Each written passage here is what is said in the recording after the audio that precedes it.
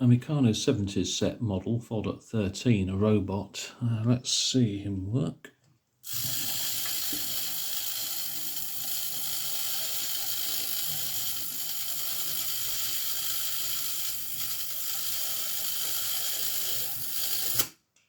Well, he just about moves. The mechanism inside is quite appalling.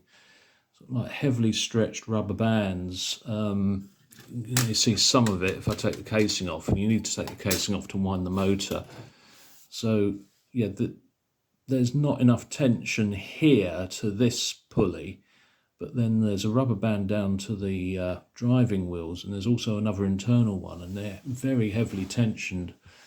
Also, it's meant to move the arms through this arrangement here. This is on a bush wheel, which is just below, and it's meant to move the arms. There's no way I could get that working. I just gave up. Also, the manual's poor. It doesn't show accurately how to put the head on or how to mount the arms. There's several things wrong with the manual, and I'm going to put this as quite an awful model. How can an 8-year-old be expected to make something like this when an adult's having serious trouble?